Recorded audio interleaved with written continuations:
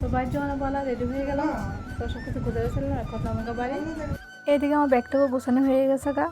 আর এই যে ব্যাগের মধ্যে সব কিন্তু আমার মেয়ের জিনিস, আমিও তো এতে কিচ্ছু হয় না, মেয়ের সাথে না ব্যাগ ভর্তি হয়ে যায়। আর এই যাইতে বাবু মা মিললে কত কিছু দিয়ে দেয় আমার, এ দিলে আমার ব্যাগ দিয়ে আরও ভর্তি হয়ে যায়। তো কত কিছু দিয়ে দিই, সার্টিফিকেট মা জলফি আসা করছে দিয়ে দিছে।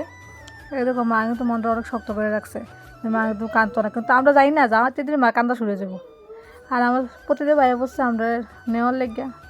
তো ফাইনালি বাড়িতে এলাম, ঘরে ঢুকে গেলাম, ঢুকে এসে তো আমি পুরো চেঞ্জ হয়ে গেছি। ঘর তো পুরো উলটফলট হয়ে গেছে গা, একদম আগের মতো কিচ্ছু নেই।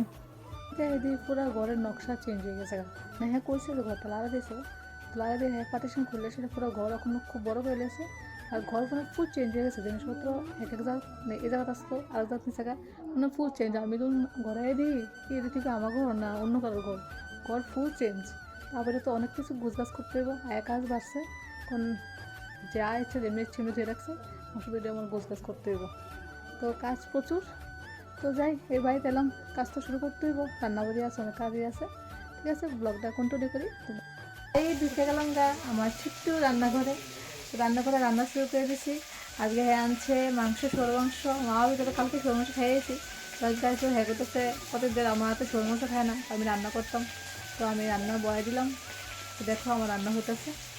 আইসি একটু শান্তি নেই, আইসি রান্না শুরু করে দিচ্ছে। জামাইয়া করবো রান্না খাও, রান্না খাও, রান্না খাওয়াবো না, বুঝি কেমন না যে কেউ মনে হচ্ছে তো সাজেছে না, তো আবার আমারই করবো রান্না, বুঝছো? এটা আমার জামাইয়ের ধর্ম, সবাই জামাইটি করতে না, আমার জামাই এই করে। তো আমি তো রান্না করতে করতে অপেক্ষা করতেছি আমার রান্না কোন সময় শেষ হইব। শেষ হলে পরে আমি রান্না করতে পারবো। তো দেখতে দেখতে আমার মাংস হয়ে গেছে গা।